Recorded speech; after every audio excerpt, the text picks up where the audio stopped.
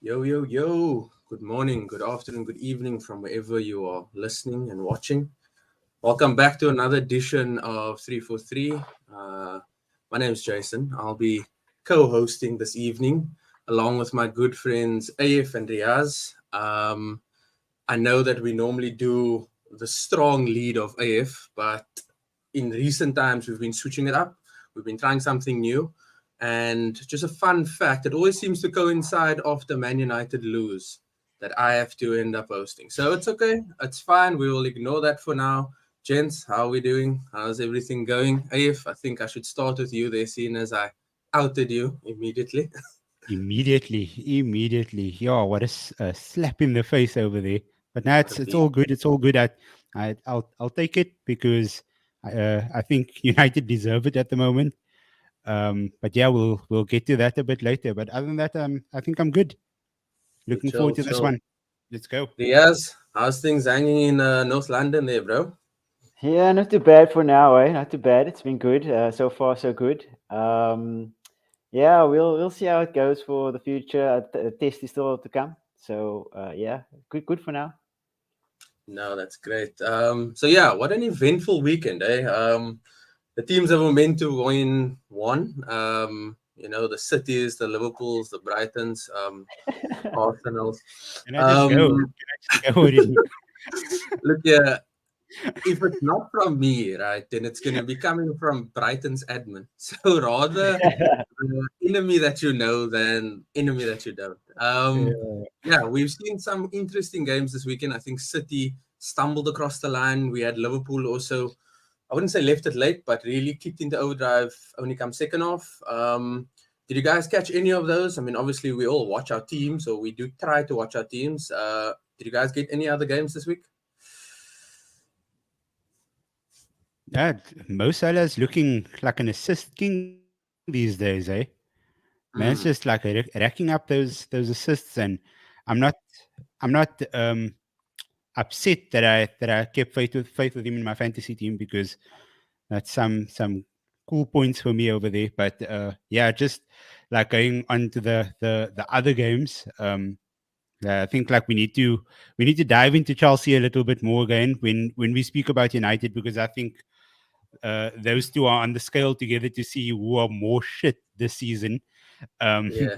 so yeah, we can chat about that a bit. But yeah, uh, just looking at the results over here, Spurs, man, yo, Riaz, you must. What I about can see you Spurs? smiling. I can see you smiling over there, but it has to be enjoyable to see your team performing this way, to see them having this much determination during a game.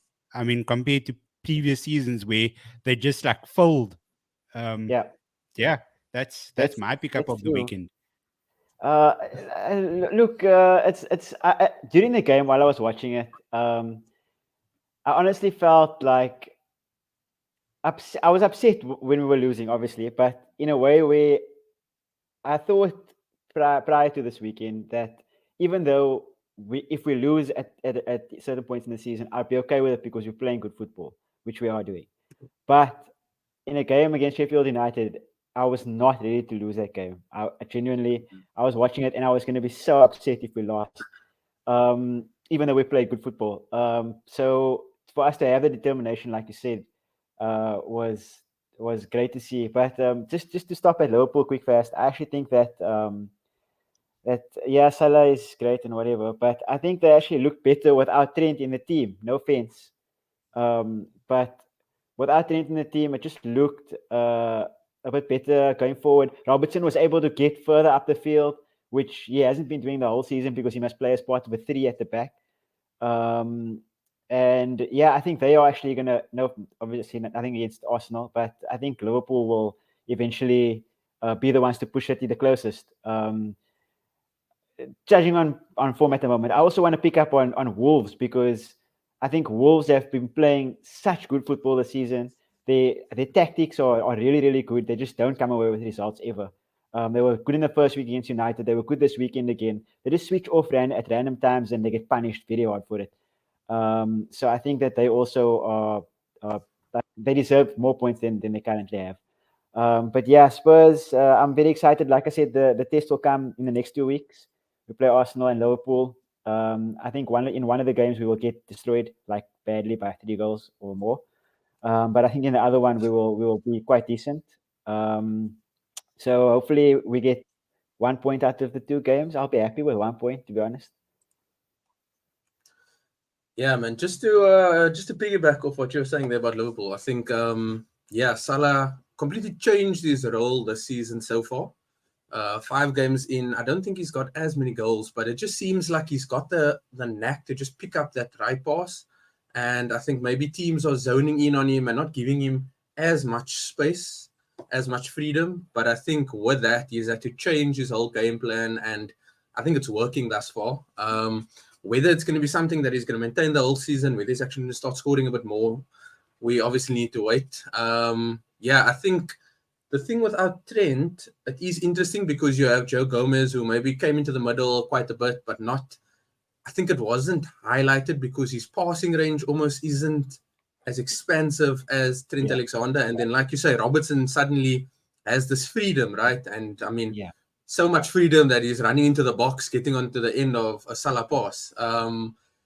It does bode well for them in that if they can't get any luck with the Trent situation where he comes in and he has this deep lying playmaker role, they still have the trusty Robertson, right? He's got this efficiency, and I think I hate when Arsenal play against him because he's one of those guys that just annoy you because he's just all in your face, and then it's like this cheeky little nudge into the back, or then he'll like kick the ball away, and he just has this face that he shouldn't anger me as much as he does. But I think if you have somebody like that on your team, then you're very happy. But I think when you have to play against him, it gets a bit frustrating. Wolves looked very good in that first few minutes, and I think probably maybe the first 30, maybe the first half even. It's just they lacking that finisher. Yeah. They're lacking that Diego Jota of a few seasons ago, that Raul Jimenez even, because I mean Pedro Neto, I think in the first half he skinned Joe Gomez. Their play in transition was amazing. Mateus Cunha, like what a guy, man. Even the other Yeah. winger, I think he came from a team in France. He just looks like very direct. And you'd think Bellegarde. having lost Mateus, yeah, exactly, yeah. So you'd think having lost Mateus Nunes and his ball, his ability to just drive with the ball, you would have thought that they would have faltered. But it seems like that game plan still works. They're not in the worst space, in the sense they do have some points, but like you say, it's going to start to actually work on that mental if you're doing so well and just not winning. Yeah, I think we just have to give a shout out to Lal Foster just quickly, just on that Burnley Notts game. As a South African, we're obviously very happy to see other South Africans doing well, and I think yeah, he had the assist, one of those flicks off your shoulder sort of assist, but then he also had a goal which I think could have possibly stood because I don't think it hit Chris Wood's hand, or not I, Wood, sorry, I yeah, I don't think that I should think have it was been or not Sanderberg. yeah, not yeah, Sunderberger. That's it. Yeah. So yeah, just obviously it was a bit unfortunate with that red card, and he now misses 2 big games for Burnley. But yeah. yeah, just shout out Lyle Foster. But yeah, on to Just one more thing quickly. okay. Yeah. One more thing before we go on. Just back on Liverpool again. Do we think Jurgen Klopp knows what his preferred front three is? Because Hmm. he's been chopping and changing this like most games this season. Um, Mo Salah, he's certain. He's Yeah. probably first name on the team sheet every game. But I mean, you have Darwin Nunes, you have Jota, you got Luis Diaz, you have Cody Gakpo. These are all players that are fighting for those 2 spots. but we've been seeing a combination of those players for those front three spots. And I think what worked so well for Liverpool and Jurgen Klopp in the past is he knew his front three. That time when Firmino, Mane, Salah, they were dead certain to start every single game, and that it basically put the fear in the opposition before the game already. Whereas now the teams are coming up against Liverpool, they don't actually know which front three is going to be running at them, which front three they're going to have to be defending against, and that's small things like that could be like game changers when it comes to playing Man City and uh, Arsenal and all these other big teams. But yeah, I just wanted to get your guys' thoughts on that. Yeah, look, it's sorry, yes. It's both good and it's bad. I think good in the sense that it makes them very unpredictable. The teams really don't know which front three lines up. They, whilst it's good in that sense, I think it's bad for Liverpool because they themselves don't know which front three actually show up. So you have Salah, who's a certainty, right? And then you have these guys that are blowing hot and cold. You have Diaz, who looks very good, but then coming off the bench, maybe he doesn't. So that's like, okay, do you start him? Then you have Diego Jota, who on his day can destroy any defense. But then also on his day, he can look like he can miss the easiest chance. Then he's not completing passes. Then he's not really getting involved in the game in the way that maybe like a Firmino did or like a Mane did. So I think it's both good and bad. I think it does pose a bit of a headache for Klopp because, like you say, back in the day, he had his front three that was set, and then he had to worry about maybe only the midfield three because even backline then was like rock solid. It does pose a bit of an issue, and I think maybe these big games is actually where they might flourish because it's very dysfunctional, and maybe that's what they need right now while they're still trying to figure out who that front three is. Yeah, I don't watch enough of Liverpool to know who or to have a preference for who should start. But yeah, that's just my thoughts on the few games that I've seen and just looking at it from a footballing perspective. Riyaz, sorry to have jumped in there. You were going to say. No stress. Yeah, from my side, I think it depends on how you want to use, once again, how you want to use Trent, because I feel like if Trent plays and he's going to come into the middle a lot, then you're going to need someone who's going to make the runs in the front areas, right? So not Cody Gakpo. So if Trent plays a lot in the middle, you don't start Gakpo because he's going to come back and fetch the ball. He's not going to make the runs in behind. And I think the Salah starting, even though I hate to admit it, I guess he's supposed to be the first name on the team sheet. So there's only 4 of those players in for 2 spots. And where do you play Nunes? Do you play? I think that's the first thing that he needs to do is to decide where he wants to play or what position is Darwin's best position, as the front man or on the left. And then from there you can go. But I think that as Jason said, it's a 50-50 because teams don't really know, but then Liverpool also don't really know how they're going to want to attack or how they're going to set up for the next game. So I think it's going to be, I think Klopp's going to go on who they're playing basis. I think in the big games, you'll see his preferred team, where I think Luis Diaz will start and Salah and Gakpo. I think the 3 of them is his preferred team. But against the other team, like we saw this weekend, it was a bit of a chop and a changer. And which is sad because I think Jota is very, very good. I think he's extremely good. He deserves to start in any team in the Premier League, as well as Luis Diaz. I think they're both very, very excellent. Gakpo is maybe not as good, but he's proven himself. Last season, he came in and he scored goals off the bat. So I guess it's a good problem to have if you're Liverpool. Just a bit of an unsettling issue as opposed to who you play. So yeah, I think we'll see how it goes. Yeah, for sure, man. I think it's that continuity, and I think we speak about it every season that the team that remains consistent obviously does well, and I think it's just about accruing points consistently and in a manner that's maybe something that can be repeated. And obviously, I'm saying this with them being joint second, but I think maybe a few Liverpool fans can attest that it's not looking like that Liverpool of old, right? So every game is in that up in the air space where it can either be a blowout win where they can smash 5 quickly, or it's going to be where they look out of it for large parts and then do it in like 15 minutes. And I think as a supporter, that's not going to do well for your blood pressure and for your health and all those things. Yeah, moving on to things that also move blood pressure. AF, sorry, man. We could probably have a long segment on what's happening at United, but as you had mentioned earlier, I think both United and Chelsea are going through a period of dysfunction. So maybe if it's easier, let's look outside and let's try and understand what's happening at Chelsea. I think when we had spoken earlier, we were saying that they have Poch, they have all these good signings, things should click. But they are still finding themselves bottom of the half with one win against Luton at home. Are we going to give Pochettino time and then give Ten Hag the axe? What are your thoughts looking at Chelsea versus Man United? So if we're going to do a bit of a comparison, um, in all honesty, I think Chelsea are playing better football than Manchester United. Um, I think Chelsea has more of a vision of what they want to accomplish. It's just not happening for them.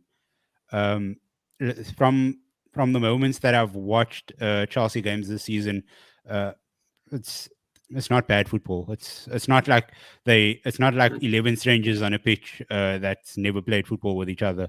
It looks like they have a vision of what they want to accomplish.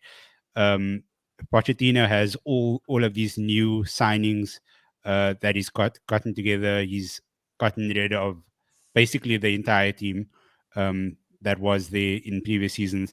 I think it's just some like Reece James and Thiago Silva and like a couple of others that's still over there. But Yeah. it's going to take some time for them to start gelling together, for the chemistry to start building up, for them to become that cohesive unit that Pochettino wants them to become. Whereas with Ten Hag over at United, he's gotten his players in. He's gotten about 3 or 4 players in the season, this transfer window, and it just feels like he's regressed compared to what they were doing last season. They looked like they were trying to like build their identity last season. You started seeing patterns of play, and you started seeing that those small little triangles as they were like passing out from the back up the pitch. But this season, it seems like they're starting from scratch again. I'm not sure if that's down to all the new signings that's come in, him trying to play a new brand of football with those new signings, with Onana coming in, playing out from the back, getting somebody like Sofian Amrabat in. Okay, he's never started a game yet, but surely there's a lot of thinking behind bringing him in to the type of style of football he wants to play, and then having a target man like Rasmus Højlund up front, who I think is going to be a phenomenal signing moving forward in the next couple of years. But yeah, he's still a kid. I think he's like 20 years old, so he's going to have to take some time probably to get used to the Premier League. But in the game against Arsenal, that those basically all those body plays between him and Gabriel, that's Yeah. it was really appealing for a United supporter to see that, because it showed that he can actually handle the strength of the Premier League and the power of the Premier League. But yeah, I think at the moment Chelsea, in terms of the identity, they are a bit further than United. It's just they have been unlucky, and I think it's sooner rather than later that things are going to turn around for them. Yeah, it's quite interesting, right? So you have Poch coming in, and he's had probably what, a preseason, and he's had an influx of other players, but it looks like something's happening as you have mentioned. And I think Chelsea of old have always been clouded by a lot of off the field issues, board, and then there was the sale, and then there was the sanctions and all of those things. So actually, the only reference point that I had before watching them against Bournemouth was the game against Liverpool, and I thought that they looked very, very exciting, very, very decent. And okay, they also haven't been lucky with like key injuries to like certain players, but I mean, that's why you signed 15 new players, maybe even more.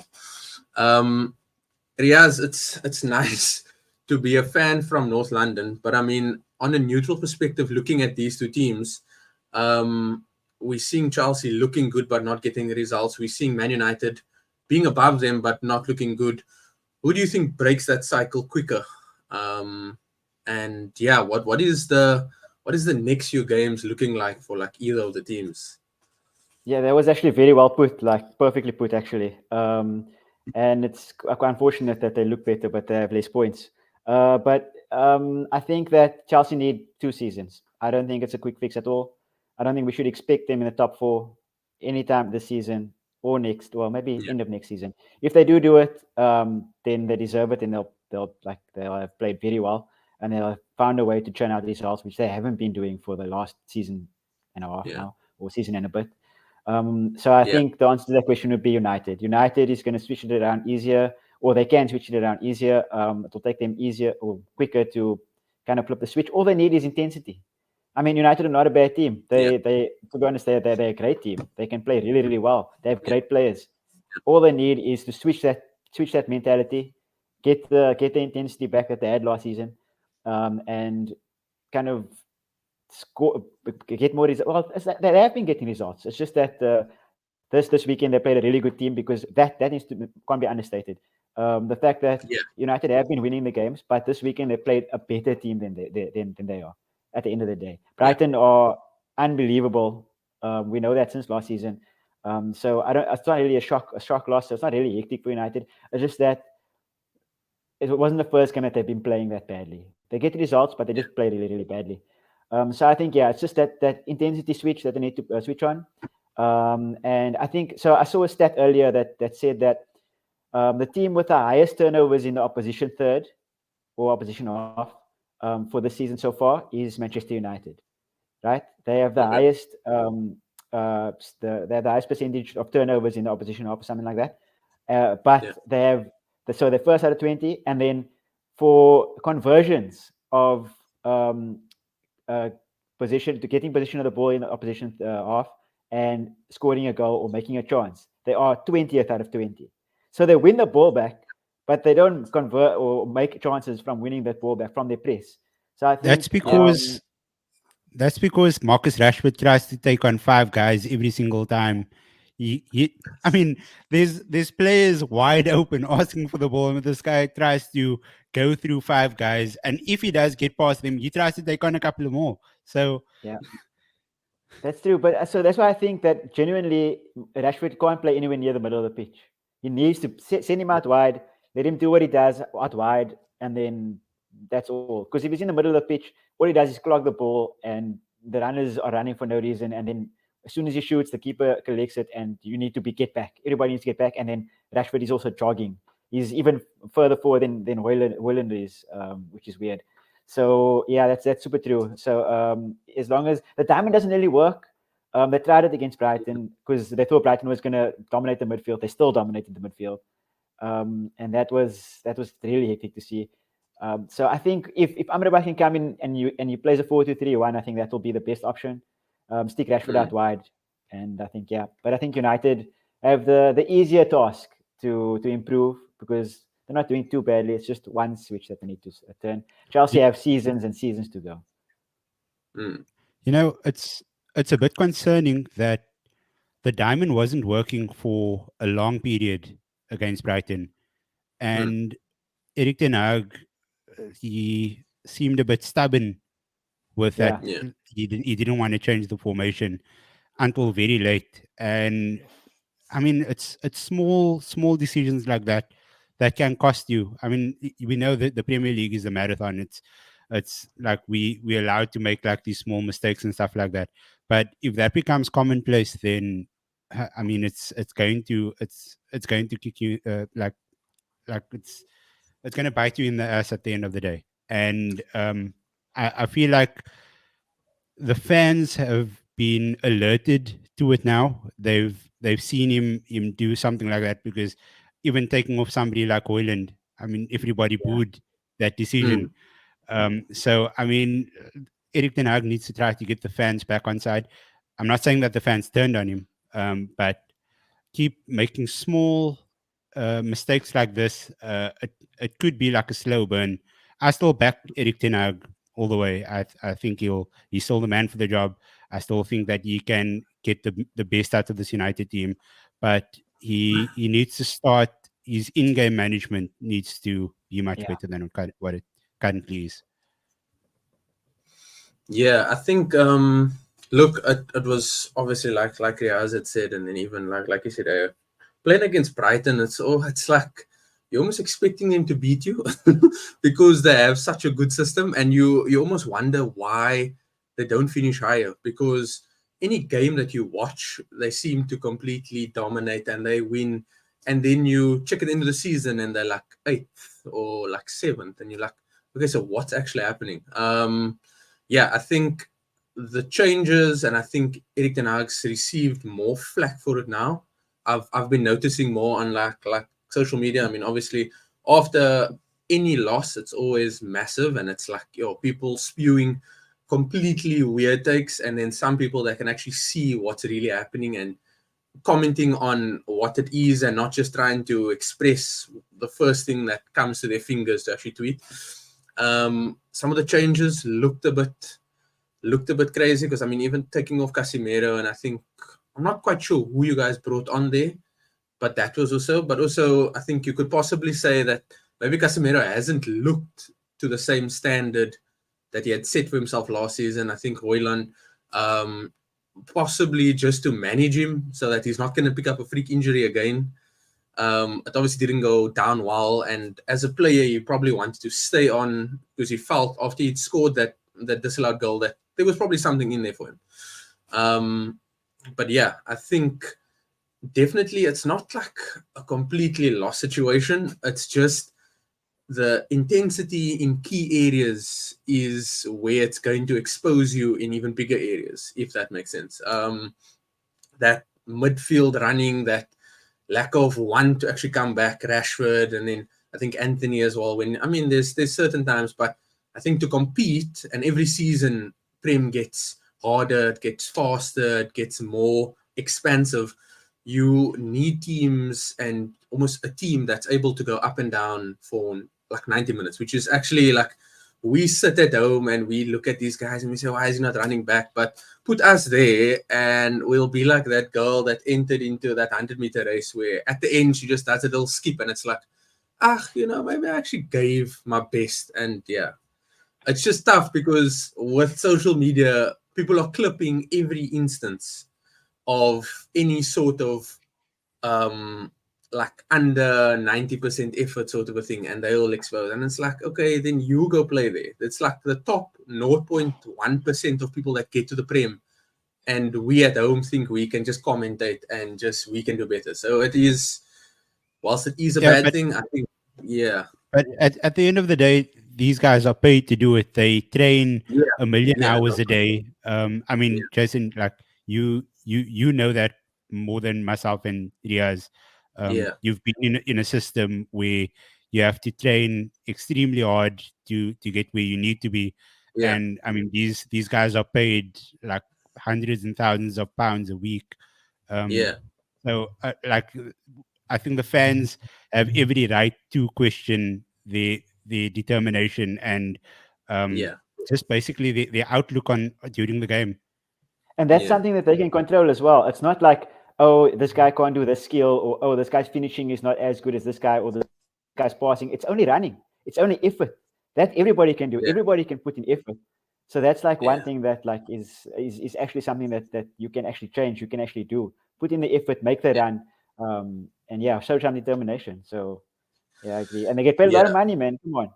Yeah, and that okay, yeah. Look, it is very contagious. If I see Riyaz running back after he just made a 50-meter sprint, I'm also going to try and run back, and I think it will influence the team positively.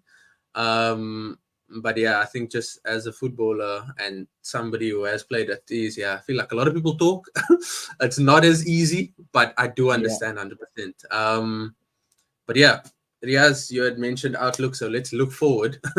And yeah, I think our teams, there's something in the air, maybe in North London from last season. Salvaging games in situations that were previously unsalvageable.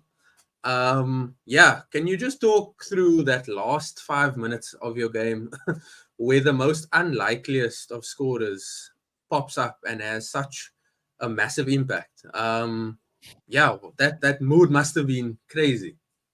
Which score are you talking about now? Richarlison, I assume. Yeah, yeah, Is 100%. that he's The the most unlikely scorer? unlikeliest of Okay. strikers We've been giving to him so much score and stick. actually get involved. That's true. That's true. But yeah, like Poch. I mean, not Poch. You, I'm going backwards here. Like Ange said, um, uh, Richarlison's not been. He doesn't score goals. He doesn't really assist, but like in the previous games now. But he does what he needs to do for the team when he Yeah, plays. So he comes on, he tries his best. He might have a incident here or there by kicking his feet out or doing something stupid, granted. But even though he hasn't been scoring or assisting, he's been doing his job as a frontman. The frontman in our system at the moment is a very thankless job. It's you have to make the runs, you have to come short, you have to press high from the front off yeah, the bat, yeah, and it's very difficult to play that way, especially if you're not getting as much service because of the way we play. We like playing yeah, with the midfield and the wingers a lot, so the service isn't really there for the front man if he doesn't really make it for himself, kind of thing. So I'm very happy for him actually because he got his goal and he got his assist. I think coming on as a sub is the right way to play him for now because Son obviously seems to be really good in the middle. yeah, Um, but yeah, I think the last 5 minutes of that game was ridiculous. Um, yeah, I almost gave up. I almost gave up at 1-0 at 90 on 93 or 95 minutes. I was like, what's going on here? And then we scored the first one. The Charleston came and scored the first one. And then once we scored the first one, I actually knew we were going to come back. I knew we were going to win the game yeah, somehow. And it all came from what we spoke about earlier. It came from determination. The ball went wide, and the ball, instead of standing, Udogi went to go and press the ball, and he won the ball back in the final third, and that yeah, created the transition, and we scored from that. So yeah, it was ridiculous. I'm hoping that it's a sign of things to come yeah, because it really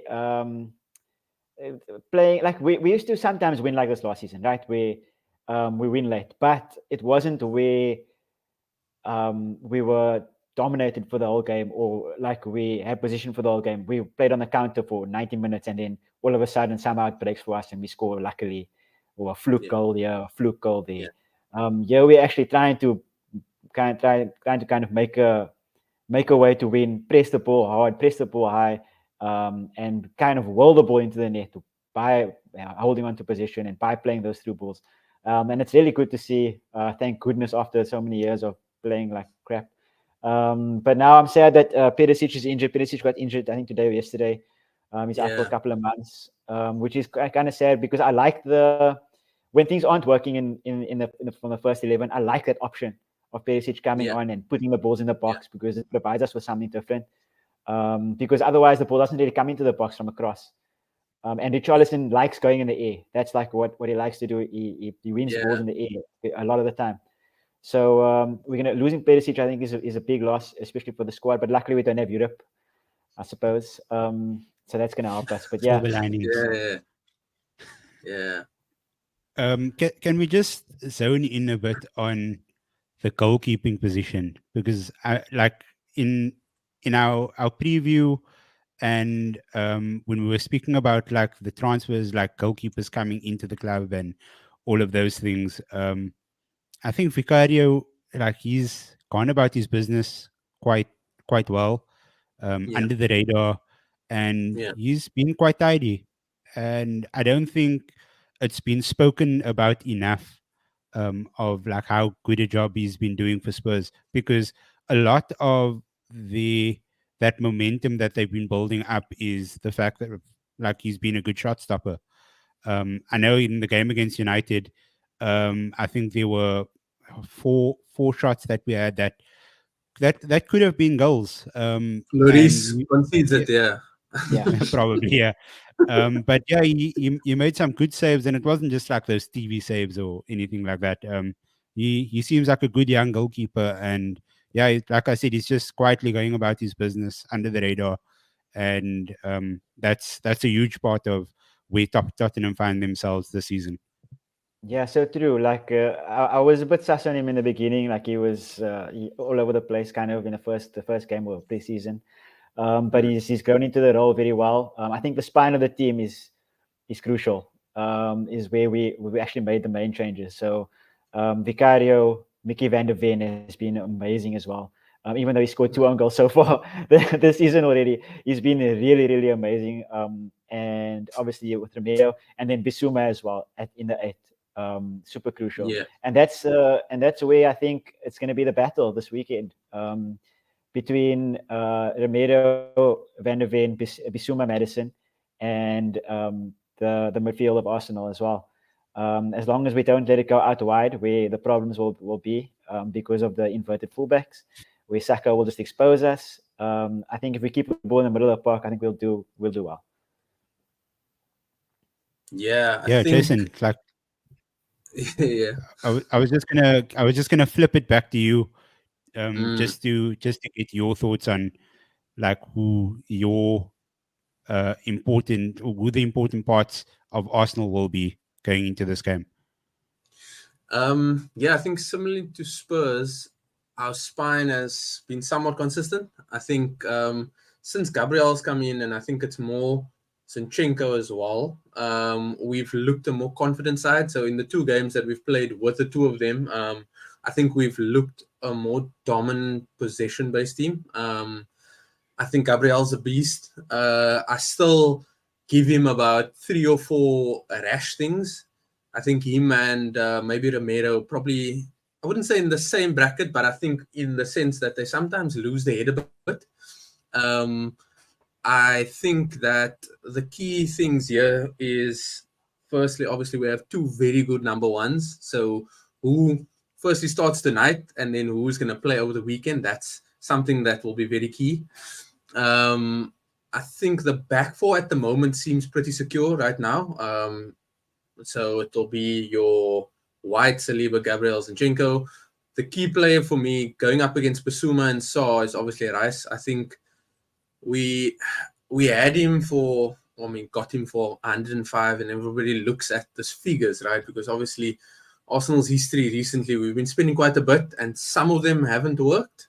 And I think Pepe. there's yeah, but also I think it's a league wide thing maybe, where figures are so inflated and then players can't live up to that expectation of playing with that massive price tag. And okay, Pepe, I still think there was somebody there. I think he did a lot better than people want to give him credit for. Numbers don't lie. In his, I think, 72 odd games, I think he got like 42 goals and assists. So it's not like bad numbers for somebody that played not as much as like maybe Aubameyang, maybe like a Zet and stuff like that. So I think that's the key one. I do believe that the Saka versus Udogi battle is going to be interesting. You have a young fullback who's playing with a lot of confidence, who seems to have the trust of Ange, and you have Saka who's maybe not doing as well as we saw him last season. I think all of the pressure from playing so many games both for Arsenal and England, and then also just with the number of tackles that he gets per game, all of the knocks that he's picked up, and I think he's playing with a slight bit of a niggle. I think that will be interesting one, because if he's not going to watch Udogi, I think he has the petulance to actually go forward quite a bit. So that will be an interesting thing. And then yeah, Basuma looks like he should actually be playing number 10, and then maybe Madison should sit, because Basuma's got this ability to just weave his way through, and it is a tad bit concerning, because how do you mark overloads, right? If you suddenly have Madison, Son, Kulusevski, and I'm not sure who probably plays on the left, maybe Solomon, and then you Solomon, have then you have Basuma coming through, you have Saw just lurking out there. It does pose quite a bit of questions. Yeah, and then I think who that number 9 is for us. It's like there's lots of what ifs, because we have such a lot of depth this season, and I think Spurs also have that. We've strengthened in key areas. Okay, not so much then, but yeah, Arsenal have a few avenues in which we can line up, and I think it's both interesting in all of its facets. So yeah, I think that middle four, that little box will determine, and also whether Havertz of That's what Leverkusen I was turns up gonna if he say. starts, or if we have Fabio Vieira, who I think has been doing very good. Dude, he Um, was amazing against Everton. yeah, Dude was running the show so over there. yeah, and it's not even that he's like that he was on Odegaard or what Odegaard was doing last season, but it's just this willingness to receive the ball in any situation. I think we've zoned in on the fact that teams and fans respond to players giving heart, giving and showing determination. And I think whilst maybe things don't come off for him as often, maybe that final pass seems to maybe be a bit rushed. Sometimes he sees something that maybe Edin Ketia is not seeing, and that pass looks a bit aimless. But show that heart, and I think fans would appreciate that. So yeah, I think on that, You, let's just quickly go into just quickly before you go there. While we have all this heat, what are our thoughts on what the score is going to be? Just before we can close with any final things there, just yeah, from my perspective, I think in recent times when Spurs come to the Emirates, it's been a bit one-sided. I don't think we can look at it as being one-sided now. I think Ange has done enough in this few games to make me a little nervous. I do think Arsenal's going to win. It's going to be a close game. I think it's not going to be like the previous games where Arsenal's dominated for larger spells of the games. I think it'll be a constant, like a nice ebb and flow. For my prediction, I want to go with like a 3-2. I think there's definitely goals in the game, and I think Arsenal win it. It's going to be an exciting game. AF, just as a neutral, before we just jump to Riyaz there, what are your thoughts there? Sorry to have yeah, also no, cut you off. If you want to add something in, add it, and then give a prediction, please. no, all good, all good. Yeah, I was just going to speak about Odegaard. Like, none of us actually zoned in on how big a person Odegaard is in this fixture on Sunday. Mm, And I think he controls everything for yeah, Arsenal, and we've seen Arsenal performances without him. yeah, You can definitely tell the difference. And the guy is amazing. Like, his close control, his vision, he yeah. reads things, he sees things. Like, he's a phenomenal footballer. I love the guy, and I think he's going to be a huge cog in that Arsenal engine over the weekend. But yeah, my prediction, I think it's going to be 2-1 to Arsenal, but I think it's going to be fiery. I don't think there's going to be as many goals. I think both teams defensively will be okay, and it's going to take some special moments to get the goals. That's going to happen, but yeah, I think it's going to be a close encounter, 2-1 to Arsenal. Okay, that's fair. And then Hectic. Riyaz, what do you have for me, man? Oh, hectic. The worst part about doing these things is the prediction part because it's rough. As much as I want to go for a draw because a 2-2 draw seems feasible, Yeah, um, I think that at the end of the day, we're not there yet. And I think that it's going to be 3-1 Arsenal. But 2-2 draw is where my heart lies. But 3-1 Arsenal is where I think it's gonna go. I also have one quick question before we get some final thoughts. I've been seeing this a lot around, and now I feel like 5 games in we can kind of sort of get to ask this question. How? Because I myself am struggling to get an answer to this, so I want to pose it to you guys. Jason, you first. How would Spurs be better or worse with Harry Kane still in it?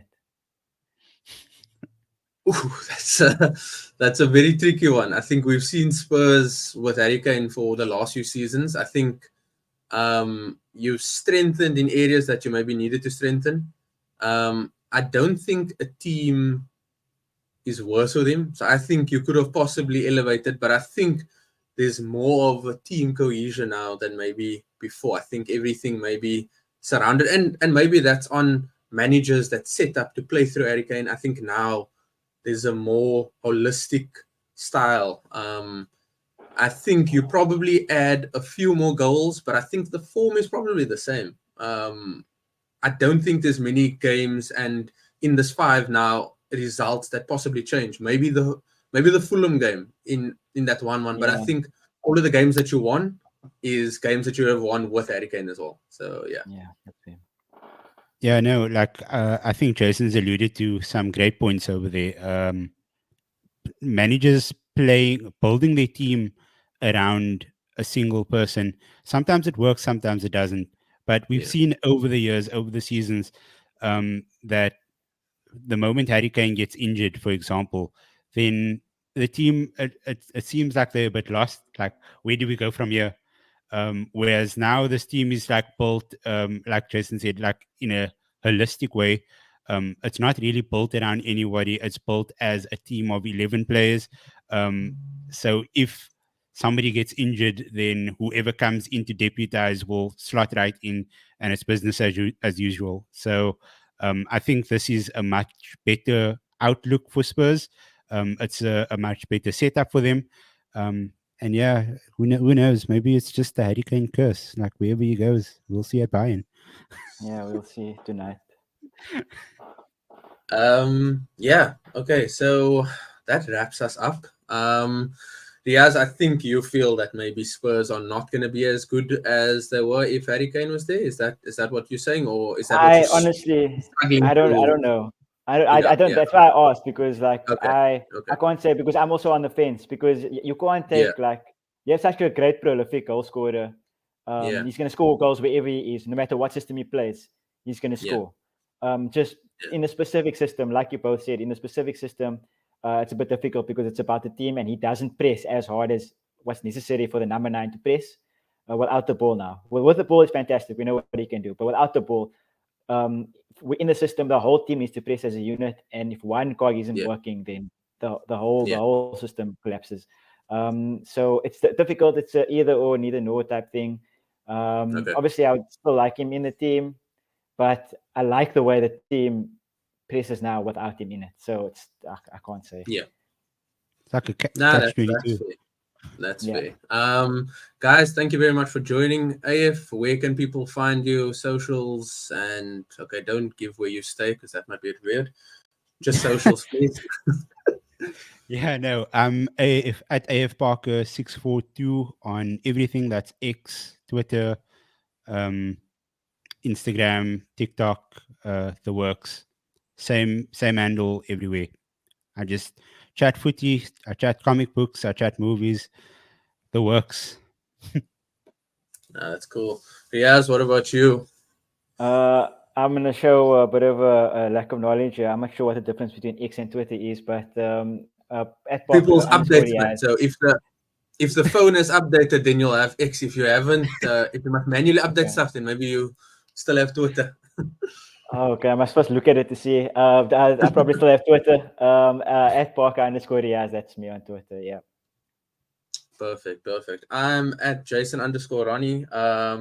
We are also at Sportycar, so on X. We're on TikTok now. We are trying to fit in with all the young people. So guys, give us a like, give us a follow. If you disagree with any of these opinions, please comment. We will be as active as possible to try and engage with you. Like, subscribe, ask your mom for money, and also if she wants to follow us. And yeah, guys, thank you very much for the time. If you have nothing to do, maybe watch Arsenal. We are back in the Champions League this evening. I'm gonna watch If you Kane don't want tonight. to watch Man United against Bayern, there's Arsenal against PSV. Riyaz, if you're not playing fives, there's Arsenal against PSV. And No, yeah, thank I you have very to much watch Kane for versus spending United. your time. Hey, I have to watch Kane versus United. It has to be done. that's fair. Kane does love a goal against United, eh? Yeah, I think I Gents, have thank weather you very much. problems, so my DSTV is probably not working. I don't know. It is pretty cold and it is pretty windy, but that's probably because the Charleston scored. So blame him. Yeah. Until we see you guys and hear from you guys again. Thanks. We have been 343. Cheers, man.